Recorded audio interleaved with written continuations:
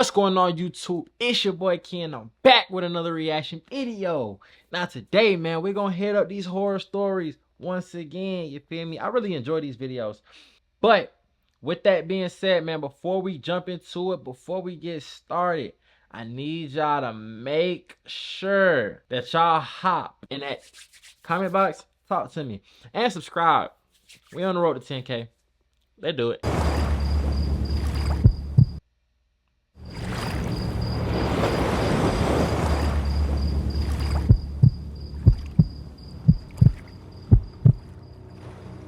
Summer is the greatest season by a long shot. That's a hill I'll die on any day. For sure. My love for the summer doesn't revolve around partying or drinking as you may expect, but nature.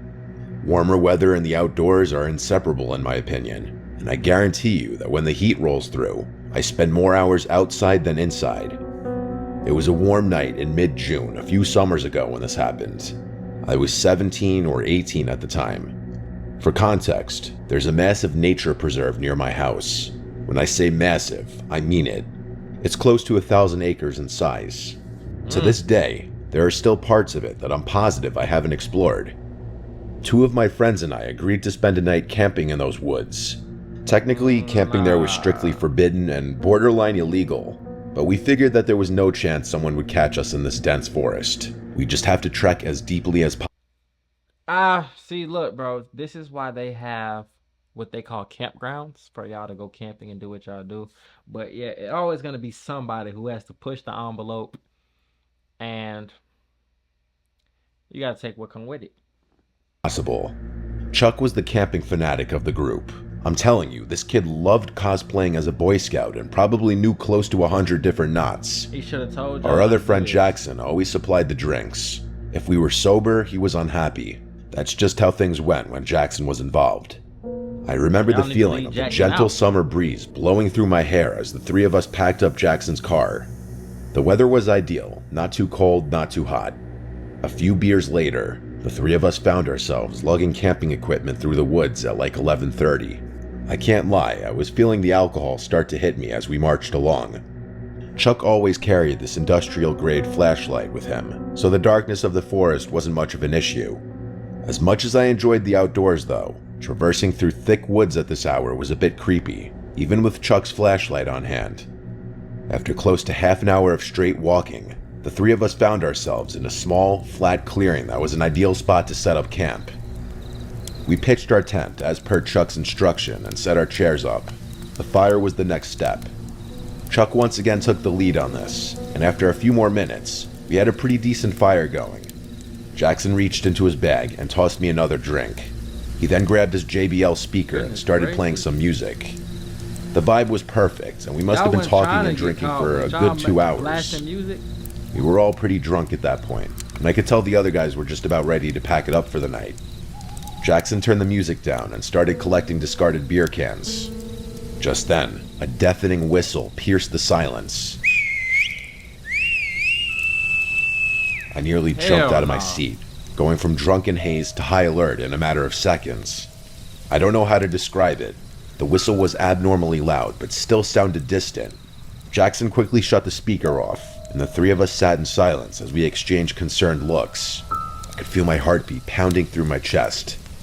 We sat there, frozen in place for what seemed like forever, listening intently to our surroundings. But there was nothing. It almost seemed quieter now than it had when we first got there. Like eerily quiet.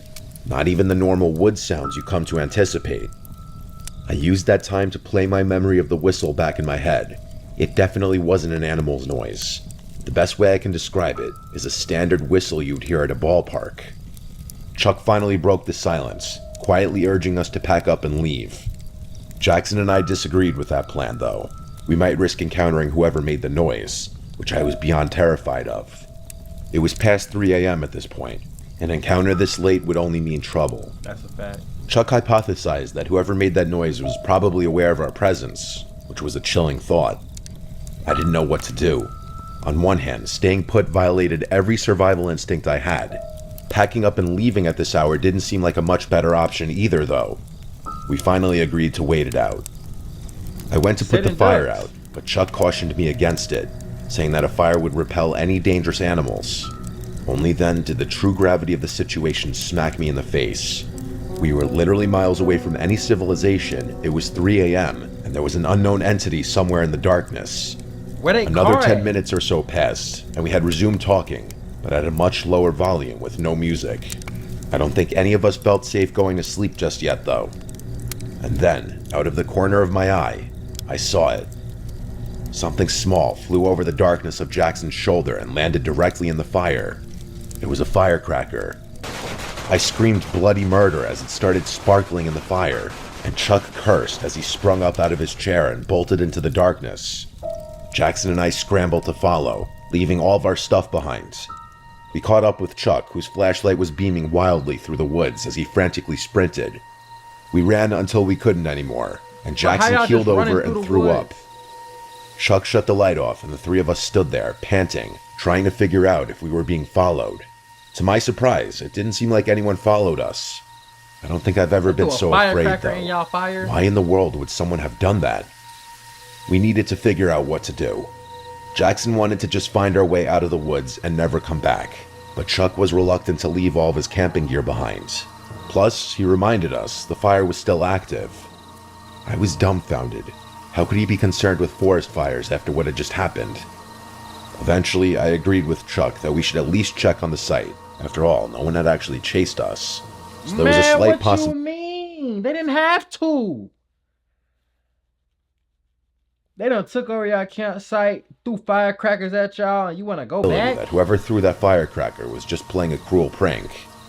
Chuck was a navigational expert and was actually able to retrace our footsteps. I could make out the glow of the fire as we quietly approached. Before I could get any closer, though, Jackson put a hand in front of me and pointed with a horrified look on his face. I strained my eyes to make out the sight in the distance. What I saw is probably the most terrifying thing I'd ever laid eyes on. There were 3 people sitting motionlessly in our chairs like statues.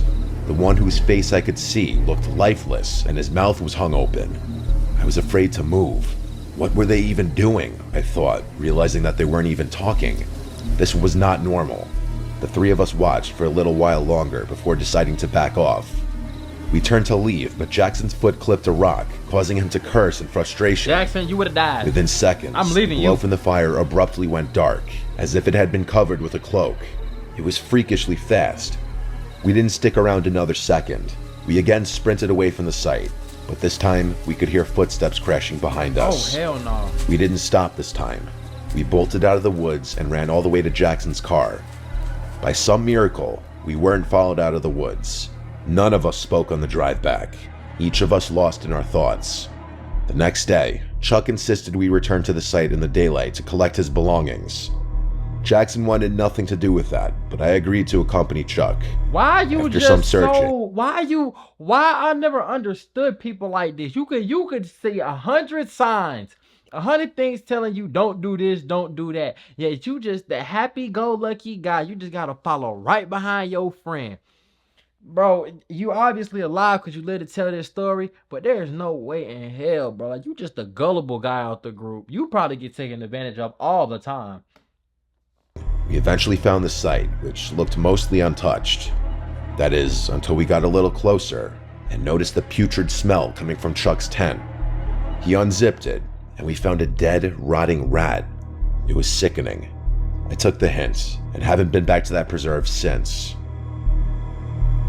What y'all think that was? Probably some natives or something. This ongoing issue started about a month ago, but let me provide some context first. I'm 24 years old and I live with my parents. My family is not well off and never has been, and pretty much all of the money I make goes into supporting the household. My relationship with my parents is not the best. We bicker quite often. Whenever I'm not working or hanging with friends, I tend to stick to myself. I don't want to write a hard luck story or anything like that, but I've had it tough growing up. Fitness has always been my go-to escape. I see it as a healthy way to get my mind off personal burdens, while also providing a good excuse to leave the house. There's a park about a 10-minute drive from my house that has a workout facility, with bars for pull-ups, dips, and other calisthenic exercises.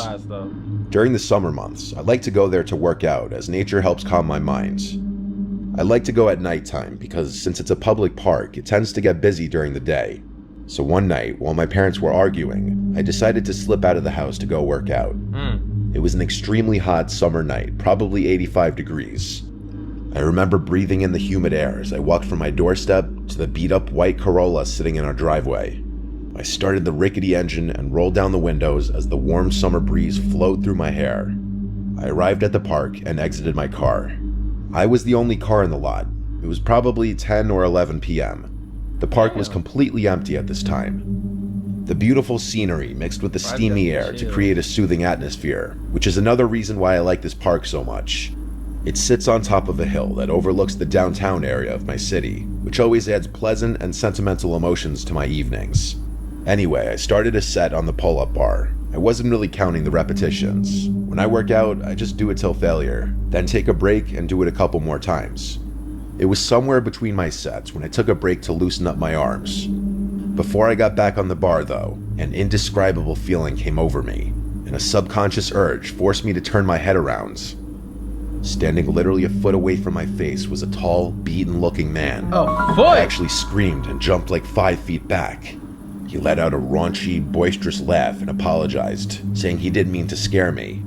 His appearance and mannerisms were extremely eccentric right off the bat, like he was damn near face to face with me. He clearly had something wrong with him. I asked him why he was so close to me, and he said he lives here. He explained that he sees me working out here all the time, and asked me if I could teach him. Now, I'm a very non-confrontational type of person, and especially during a time like that, I really just wanted to be left alone. I awkwardly but politely told him I'm just going to do some pull-ups and leave. I hopped back on the bar and continued my set. His words marinated in my mind. He sees me here all the time? I felt the gaze of his eyes burning the back of my neck, but like I said, I'm very non-confrontational. While he did make me increasingly uneasy, I didn't really know what to say or do about it. But then something really weird happened. Right as I was about to finish my set, I heard him mutter my full name. My blood instantly turned cold as I jumped off the bar and slowly backed away. I said a shaky, "What?" He didn't respond, and instead just stared at me with this crazed, wide-eyed smile. I thought I might have been hearing things. That's how bizarre it was. I started to get an awful feeling in my gut, like something bad was about to happen. Without another word, I decided to quickly walk back to my car and leave. I felt that man staring at me while I retreated, and thankfully he didn't follow me. Before I left the park though, I took one last look, and I saw him hanging from the bar, attempting to do a pull-up.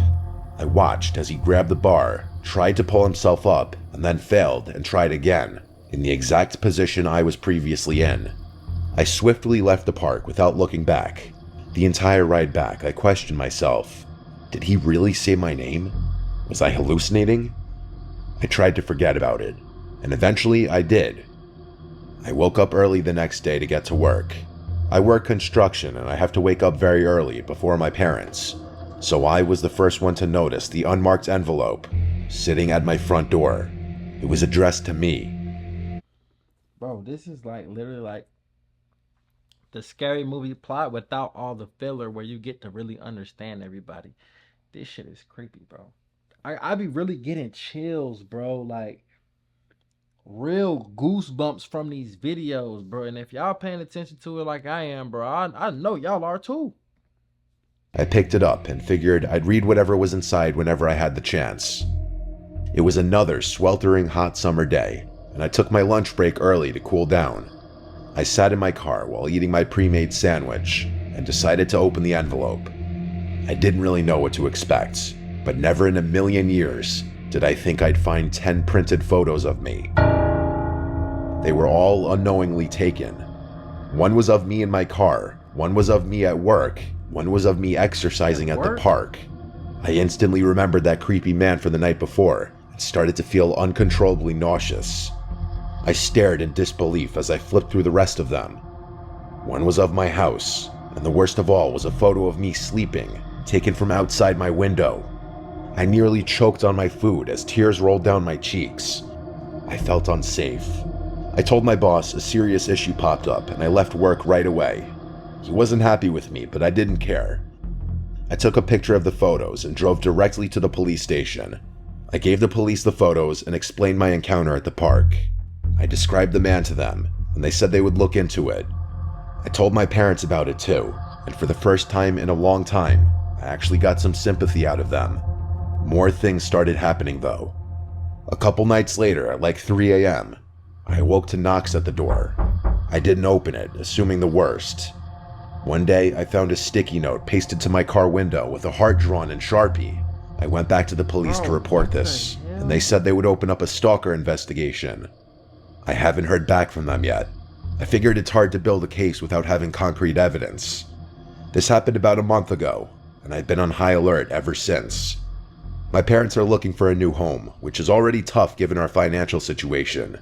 I'll update if anything further happens, but until then, I'll continue to sleep with one eye open.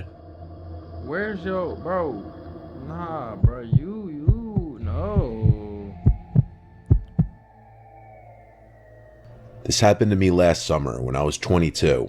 I wasn't a very outgoing kid at the time. If I ever did anything social, it was because my degenerate friends had somehow dragged me out of the house. This was one of those times.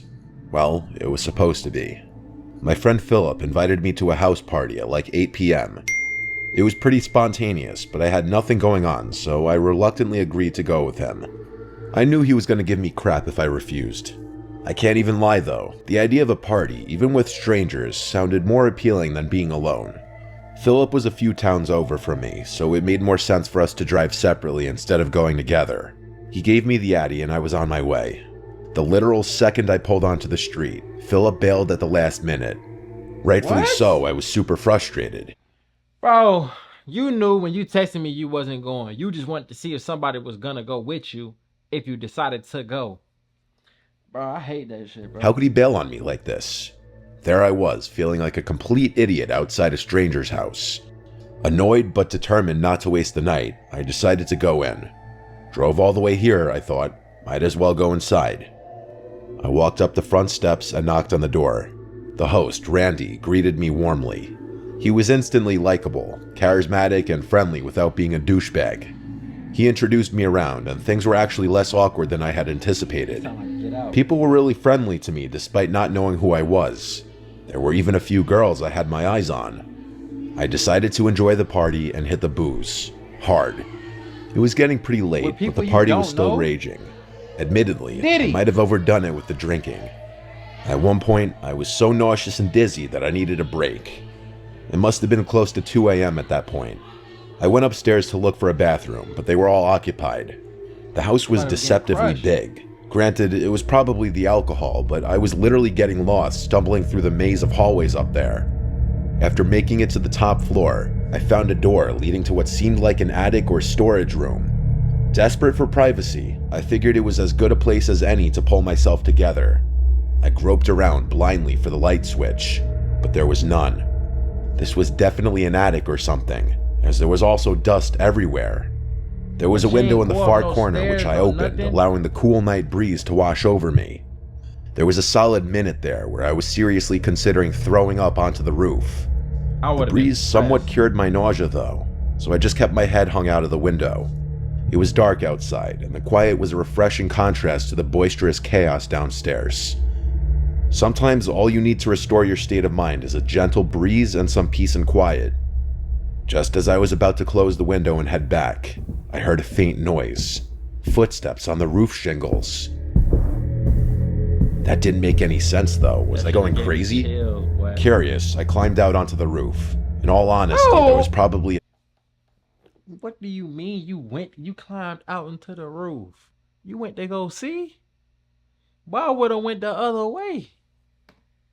0% chance I would have done that if I had been sober. I slowly stood up and looked around. In the moonlight, I saw something terrifying. There were two masked figures with bags emerging from another window. It dawned on me. Randy's house was being robbed. I started panicking. Should I shout? Confront them? Then a more pressing question hit me. What if they were armed? In my clumsy state of disbelief, I slipped and scuffed one of the shingles pretty loudly. One of the burglars heard it and jolted his head in my direction. Our eyes briefly met, and I froze. He nudged his partner, and the two of them quickly started making their way across the roof. Adrenaline surged through me. I couldn't let them get away. Randy had been so welcoming, and I felt a surge of loyalty. I decided to act. I quietly followed the burglars across the roof, keeping Who do you think you are, Batman? Superman? This ain't my house. Some people are trying to break in here. This ain't my house, man. Look, you can call the cops. You can tell, hey, bro, there was somebody on the roof. I don't know what you want to do, but I'm finna go home. What? Safe distance. They headed towards a sloping part of the roof for an easier escape. As they climbed down, I pulled out my phone to dial 911, but fumbled in my drunken state, dropping it. The phone clattered loudly and the burglars turned sharply. "Who's there?" one of them hissed. Heart pounding, I ducked and scanned my surroundings, spotting a loose roof shingle. Without thinking, I grabbed it and hurled it towards them. It missed, but the noise startled them, causing one to lose his footing. He tumbled down the roof, crashing into the gutter before falling to the ground. No! The other burglar, now panicked, leaped to a neighboring tree and scrambled down. I rushed to the edge of the roof and saw the fallen burglar, groaning on the ground. I needed to alert everyone. As I turned to head back, I heard sirens. Someone else must have called the cops. I stumbled back into the attic room and made my way downstairs, trying to appear calm. The party was still in full swing, oblivious to the drama outside. I found Randy laughing and chatting with guests. "Randy, you need to call the police. There's been a robbery. I saw the burglars on the roof," I said. Randy's face turned from amusement to shock. "Are you serious?" he said. As he hurried to make the call, I explained what happened. The party mood shifted from celebration to concern. Apparently, one of Randy's neighbors had coincidentally already called the police to file a noise complaint, which was an incredibly ironic turn of good fortune. When they arrived, I recounted my story, leading them to the injured burglar. The man was arrested, but his partner had fled. The party ended abruptly. People started scattering and the lights got flipped on. I tried my best to act sober, but even after all that happened, I was still stumbling a bit.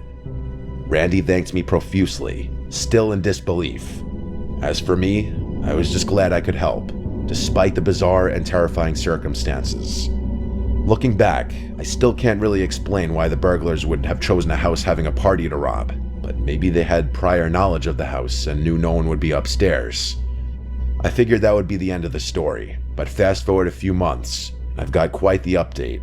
I was playing video games at Philip's house one night when he got a call from Randy, who invited us over for a few beers. Boy, your house just had too much going on. I ain't coming back. Up until that point, I hadn't actually realized the two of them were that close. The first thing I noticed when I pulled up to Randy's house was the front door and every window in sight were completely different. What? Was I not remembering his house right? I could have sworn the windows and the front door had been white, but they were all gray and much more heavy-duty looking. Randy waved us in and we went down to his basement. We cracked a few beers and started playing a game of pool. To my surprise, he actually recognized me from the party and thanked me again for my trouble. What he told us was actually crazy though. Apparently, the burglar the police caught that night refused to snitch on his partner and was currently serving a lengthy prison sentence. The police hadn't been able to get any leads into catching the other guy though. Randy told us that not even a week after the incident happened, his family started receiving threatening letters from an unknown sender, some of which included pictures of Randy and his family members. Obviously, they reported these occurrences, but the police had no real leads. A month after that, Randy's mom noticed a suspicious vehicle circling the house at like 1 a.m. And a few days later, Randy's dad claimed that things in their backyard had been gone through and moved around. In response, Randy's dad upped their home security a degree and even went as far as to replace and reinforce all their doors and windows. Okay. I was shocked. Wow. The first story was definitely the scariest one. That shit is crazy, bro. We sit right here and we watch these and we watch scary movies on Netflix and Hulu or whatever you use, Amazon Video. But there's somebody who's literally living a horror right now. It's like their life is a living horror. You got somebody with a crazy ex who's stalking them. They think they might kill them, hurt them. Like, it's a lot of stuff going on in this world that you'll probably never know. And with that being said, man, that's another Mr. Nightmare. 3 scary, true summertime horror stories. It's your boy Key checking in, checking out. Make sure y'all get in the comment box. Y'all tell me how y'all feel about this video. I'm gone.